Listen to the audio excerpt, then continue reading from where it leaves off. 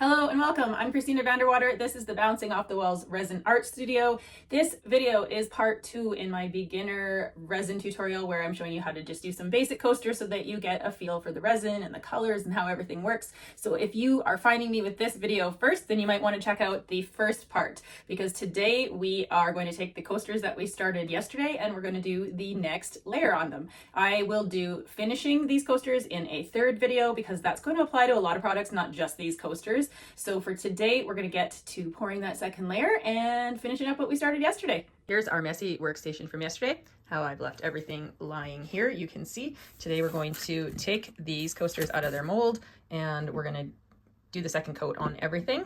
Wanted to also show you that oftentimes you get these really nice drips like this. I actually save all of these in a container and save them for future projects. You can use pieces of drips like this in molds as a filler so that you're not having to make as much resin for your next project. For instance, if these were clear and you put them all inside a mold and put clear resin around them, you actually wouldn't see them at all, but they would take up that space so that you're using less resin and reusing some drips. There's a lot of creative things you can do with them as well. I'm going to be making a mosaic with mine. Here's just one container I have with drips, and my plan is to get creative and do some art with this at some point. I implore you to save the drips. It can be a wasteful art, so I try to reduce that as much as possible by reusing and reworking things just so that I'm not creating bags and bags of garbage. Before I start our projects today, I need to clean up. I don't like a messy work area. It just makes things more stressful for me. Obviously, you can work how you like to work. I will get rid of all the sticks. One like this, I'm not going to reuse that. I didn't clean it off well enough to be able to reuse it, but some of the smaller ones can definitely reuse that. It's got another side and this resin has cured, so I can use that to stir again. I try and use these wooden popsicle sticks as many times as possible. And then I have to clean out my little containers. You can do that with tape. And for me, that's the easiest way anyway. And see, we have another little drip we can save. Even these cups I will reuse sometimes, not to mix a new batch of resin in, but oftentimes just for more color. Once the resin that's in here is cured, there's no reason you can't mix more in there. So if I just need to mix some colors, I will reuse these containers as well. As you can see, the colors in the mold ones really move and blend without doing much to them. They always go into the center of a mold, which is why some people can make those beautiful bloom flowers that you see, because everything pulls into the center. We are going to take these ones out of the mold and we are going to prep the backs of them differently. One will be done in the Minwax finishing paste and the other one is going to be done with liquid latex, so you can see the difference and figure out which one that you prefer.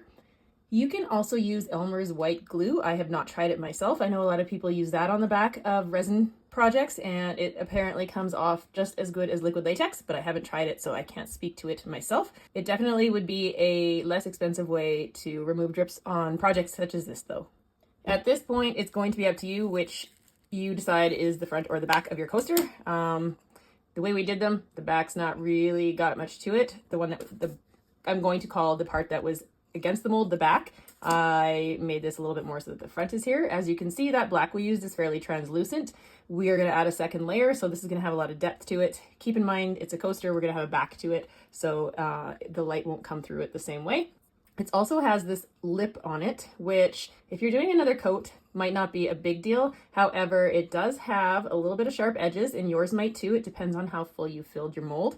So we are going to take the deburring tool and we're going to remove a little bit of that lip, just because if you pour another layer of resin on here, sometimes it will level and the lip will still stick up, and we don't want that at all. So we are going to try and remove that. I'm going to show you 2 ways that you can choose to do that. I take this purple one out as well.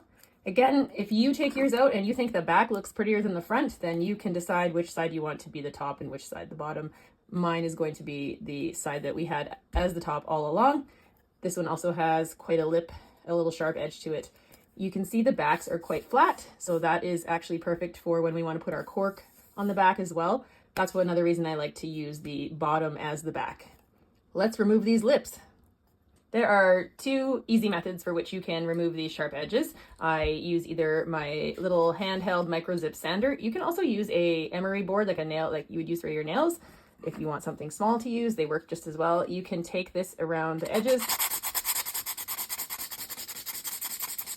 and just sand that lip down so it's not as sharp. Do not worry if you get some scratches on here, because once we cover it with our next coat of resin, it's going to make those scratches disappear. So I don't stress too much about making it rough or any edges. In fact, if you do sand it a little bit, it's going to make it so it's actually easier for the next coat of resin to adhere to. So you can go around the whole thing and you can sand those edges, or an easy way too, and it actually, I find, reduces the dust.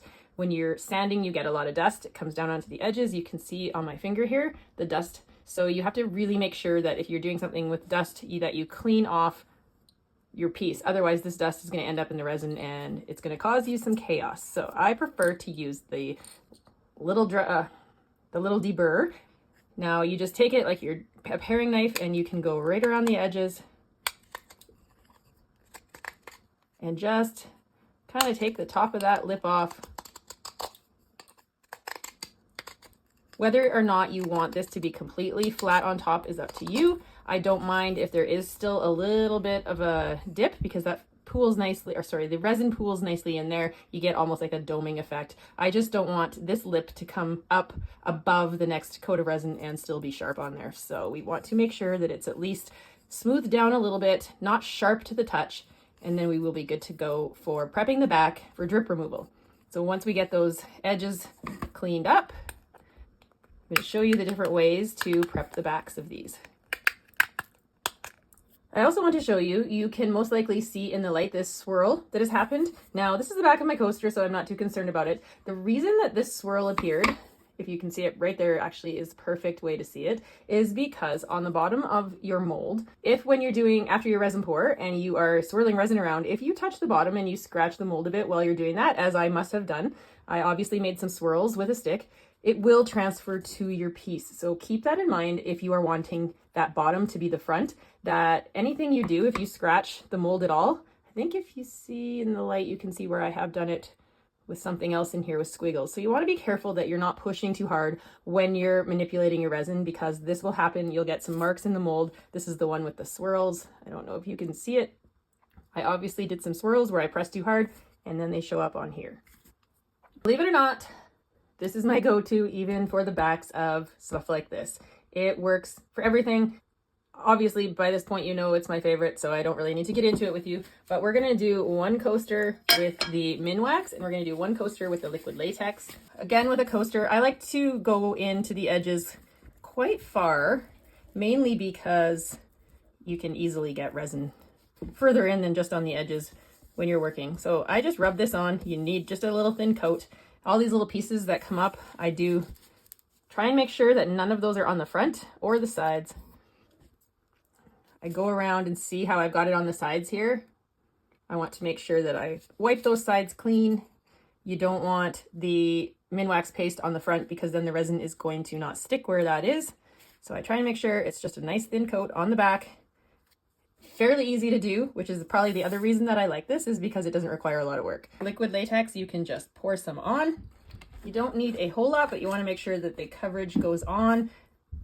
I just spread it out right to the edges. Now with the liquid latex, obviously you have to let it dry before you can flip this over. So there's a little bit of a wait time. If you're doing a whole bunch of coasters, you can just go through and do them, and they'll dry as you're working. So make sure it goes right to the edges and let that dry. Okay, so the liquid latex has almost dried. It's still, because it thickened in the middle, it sort of went into the center. It's not totally dry here, but it is dry enough to turn it over and put it on a standoff of some kind.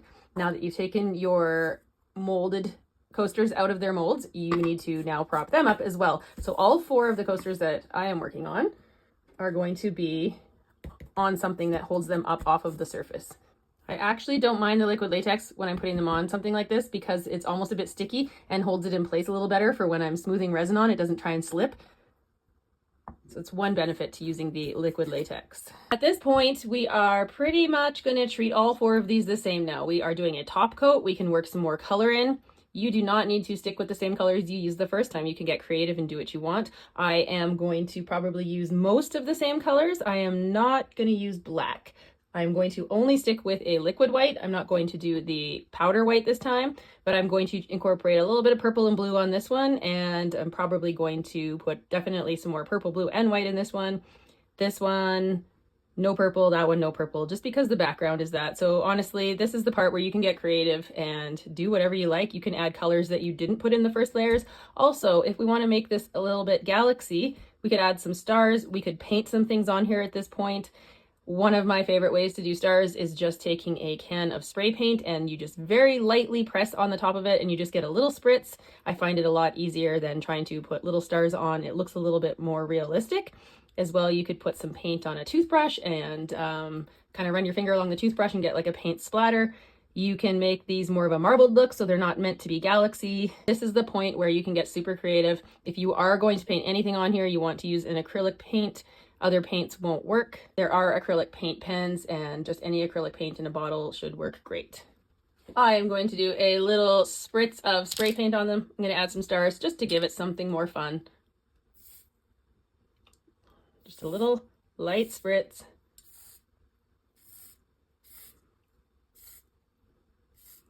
The more layers you add with resin, the more depth you're going to add. So keep in mind the main coat on this, we're going to have clear, because if you cover this with too much solid color, you're just going to cover what you already did. Now you could put a tiny bit of color in your top coat.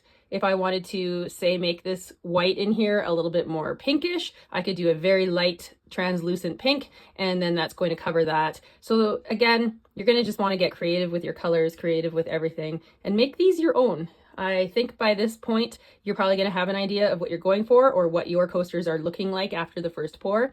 Also, you don't need to keep it to a minimum of 2 pours. If you do a second one today and realize that you think it's still missing something and you want to add more to it, you can do many coats. There are coasters I have done where I am layering painted parts to them, where I've done up to 7 or 8 coats on a coaster. Keeping in mind that the thicker you go, the bigger your drips are going to get and the thicker the piece will be. But definitely layering is where you're going to get a lot of depth in some of these art pieces. I am not going to go crazy today, and I'm probably only going to make about 4 ounces of resin. I don't need extra resin on anything, so I'm going to try and keep it to what I need for these. I do like a little bit of a thicker top coat. I like it when it kind of fills out the top and comes down over the edges. It just makes it a little bit cleaner looking for me, but you can decide how thin you want that top coat. Again, the resin is self-leveling, so it is going to thin out anyway. And you'll know if what you've chosen to do is too much when you end up with a lot of it on the table below. But I'm going to do about 4 ounces, so roughly an ounce per coaster, and that's going to account for some of my color in there as well. I'm going to just do the little tiny cups for color because we don't need a lot. We're just kind of adding a little bit of highlights, a little bit of depth. Obviously, this coaster, you never know how they're going to turn out sometimes. It looks like it has a nice little nebula background. It can definitely use some more color pop. Now that we've taken the ones that were in the mold out of the mold, we're going to be able to have more of an effect like we had on these ones, because we don't have that surface tension that happens with the mold where it's pulling everything in. So you can definitely get a little bit more creative. Using a coaster mold is a great way to actually create a coaster base. If you don't have wood bases or ceramic bases, you don't want to purchase any, you can use a mold, and this is actually the perfect coaster base. You could do it just a solid color and build up from there, whatever you like. So I've got my 4 ounces in there, my 2 ounces part A, 2 ounces part B, and we're going to mix for that 5 minutes. Resin is mixed, and now I'm going to divide up into some small colors. I'm going to leave the bulk of the resin uncolored in this container because that's what I'm going to pour first. We're going to add the color parts second. I felt that mine need a little bit more blue in them, so I'm going to do more blue for sure. See, it's really easy to spill your pigment out when it's very powdery. You want to stir very carefully in a small, tiny container. Definitely going to add more of this liquid fire pink because I just really like it. And I might do it a little darker this time. I left it a little bit on the transparent side the last time, so I think I'm going to do a little bit more. You see, again, I am reusing my popsicle sticks. There is no sense throwing things out and having to buy more and more and more when you can reuse things.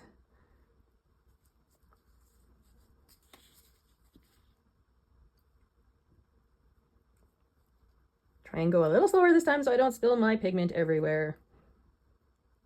Here is another trick. If you don't have any more little containers and you only need to mix a little bit of a color, again, my little recycled containers, you could do this with yogurt containers, any sort of little recyclable containers. I have already mixed resin in here. As you can see on the side, I've done it more than once. Once the resin has cured, you can use this container again. I won't use these to mix part A and part B in, but I will definitely use these if I just need a little bit of a color to mix a colored resin in. I always make sure that they don't have any dust or anything in them. Depending on how you store them, sometimes they can get, you know, a little bit of stuff in there. So try and clean those out. And I mix some color in them the same that I would anything else. We're gonna do purple.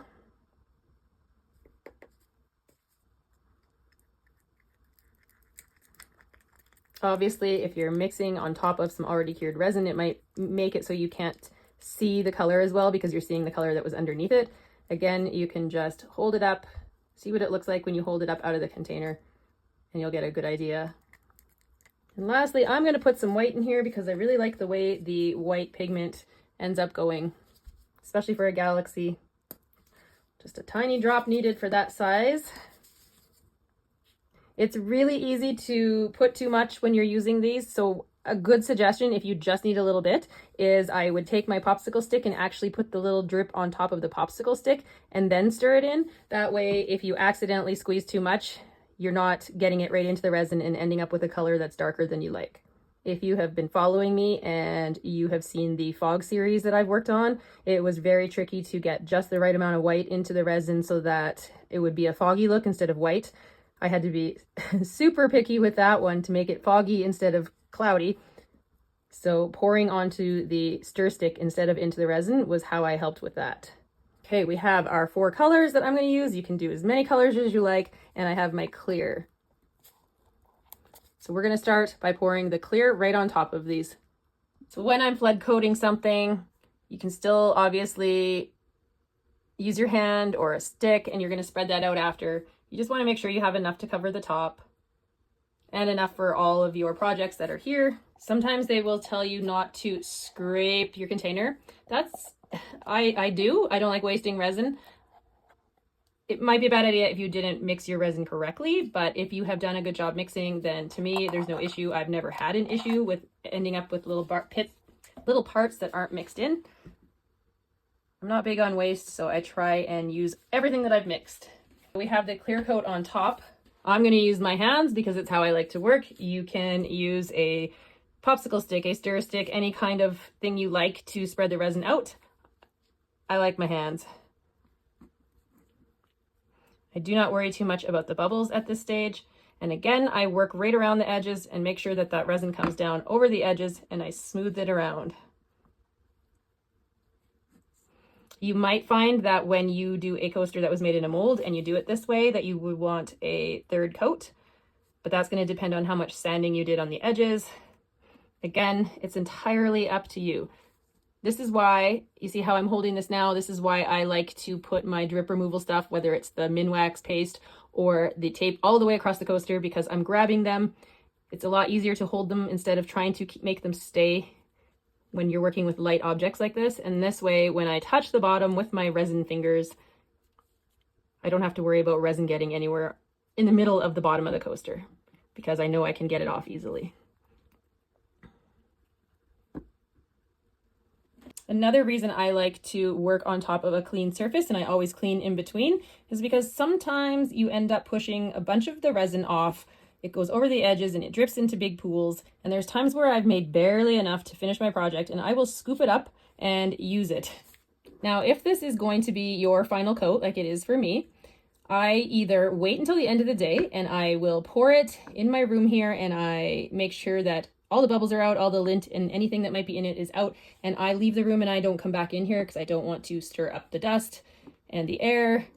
Small projects like this, if it's your final layer, then you can also use a box or a container or build yourself some way to cover them. And that way you don't have to worry. You can cover it, keep any dust and pet hair out. Pet hair is a big one. And honestly, if it's summertime, the little tiny fruit flies seem to love resin, and there's nothing worse than finding a bug in here. It will happen to you. It sucks because they are really hard to sand out. They seem to get their little legs down deep. So even when you sand the top, you'll still have little fly bits in there. There's not much that's more frustrating than that. It does happen. They are pesky critters. I don't worry about getting the bubbles out at this stage. They are going to start working their way out while we're doing other stuff anyway. Now we're going to sort of repeat what we did in the first layer. And again, you can get creative and do what you like. I want to take some color and go over this white. It's going to create some amazing depth that way. Just do what feels right. Now this one's kind of a different style, so I might just get creative and do a different style. We'll see what happens. That's the fun.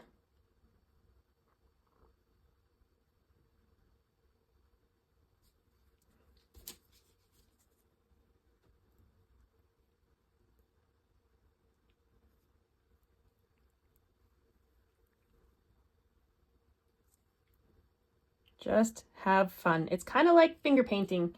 You just muck around until it feels right.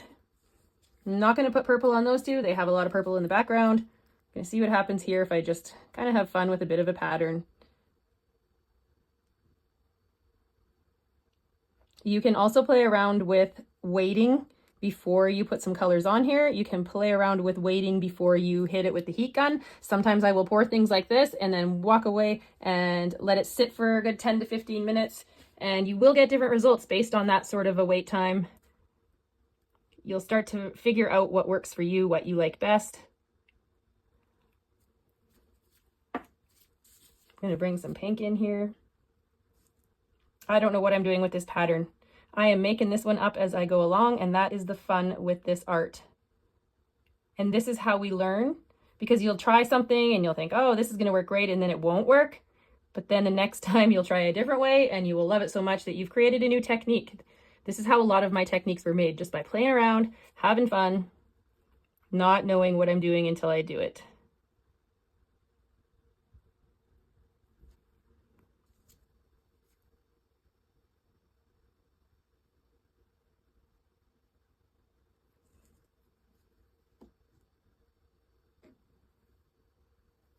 And you know, they're not all winners. I do have a drawer full of ones that are just okay. I am not throwing anything out because I can still turn them into something, whether I turn them all into a big art piece, whether I cover them up with resin. Again, if you end up hating one of these, you can paint over it. Just go for a solid color paint over it and start again and use this as the base. Nothing is a waste. I don't know, this one could get kind of interesting, or it could just look weird by the time I'm done.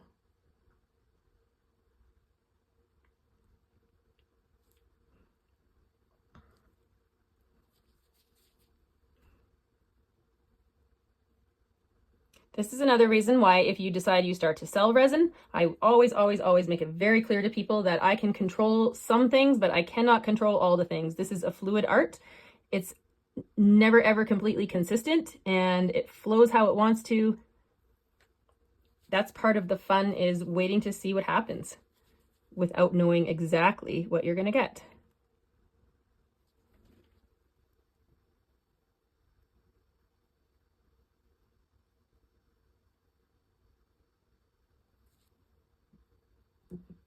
Sometimes I will blend colors right on the piece, just like this.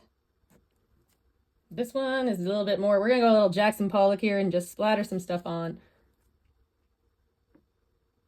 One thing I did not get into in the first layer was the torch as opposed to the heat gun, because I was blending and manipulating colors. But you can, at this stage, you can walk away and let this sit for a few minutes. The resin is going to continue and blend while it's sitting here. You can hit it with the heat gun right away. You'll find a torch can do a little bit different effects.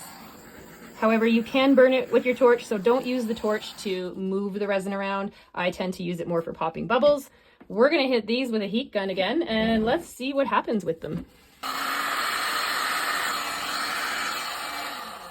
How you move your heat gun is how that resin's gonna move. So if you end up pushing from up to down and then everything comes off, you might wanna hit it from the other side to keep stuff in the middle. You're using the heat gun, the air in the heat gun, to manipulate your resin and move it around. You can hold it right above and make it ripple out like a wave, as if a helicopter is coming over water and pushing that water out, or you can push from one side to the other. Play around, you'll get the technique down and have some fun with it.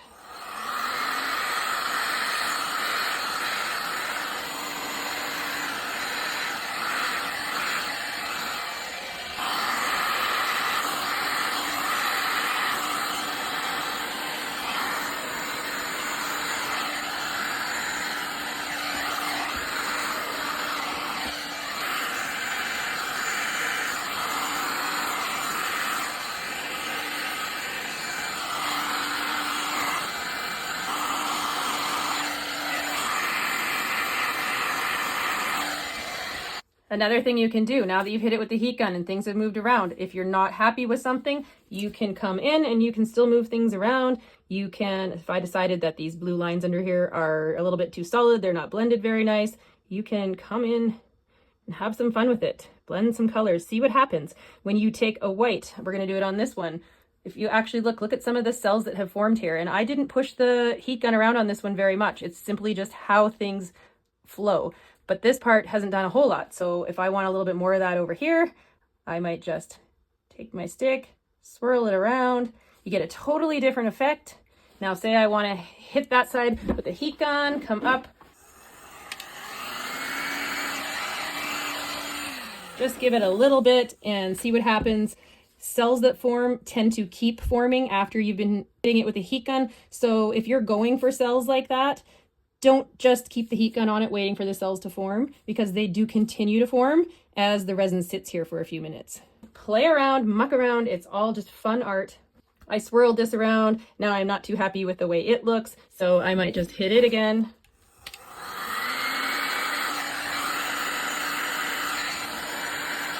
If we were going for galaxy and marble, I think we've achieved that. They all look quite different. You can see how one's made in a mold as opposed to one's made on wood end up looking very similar. That's going to come down to preference. When we get to finishing these, you'll see the difference for wood and for resin. As I said, resin is nice as well because you can build your base if you don't have a pre-made coaster base. One last thing I want to show you before we walk away from these coasters is if you already have some rubbing alcohol in a spray bottle, you can give your coasters, watch what happens with this, a little tiny spritz. And you might get a little bit of a really cool cell look. You don't want to put too much alcohol in. It's going to create a little dimpling. What I find with coasters like this is if you've played around a lot, you're going to get a little bit of waves and stuff, and you might want to come in with another clear coat on top of everything after. Here is our coasters after the second pour. You can see how different they all look. And we are going to let these cure overnight now, and then tomorrow we are going to finish them off. We're going to remove the drips. We're going to add the cork backs. And as I mentioned, if you feel that yours needs a third clear coat layer, then you go right ahead and do that, but you're going to have to do it tomorrow as well because we need to let this layer cure. So did you have fun? I sure hope so. I hope that what you have got in the end here is something that you're happy with. I hope you're proud of the steps that you took to get there, regardless of the end result, because every little bit that we do helps us practice to get better. And I'm sure you learned something. You always learn something in every bit of process. So hopefully you've got a product that you really like. Now that your coasters have that second coat on them, it's optional for you if you want to do a third coat. If you feel that maybe the surface isn't as smooth as you like, or you'd like it to just be a little thicker, you can always do a clear coat on top. It's actually a great idea anyway, just to give it that little bit extra. And if you're done, we're gonna let those cure, and I'm going to have a third video here on finishing them, adding the cork backers to them. Hope you followed along okay. Let me know what you think in the comments. I hope you had fun.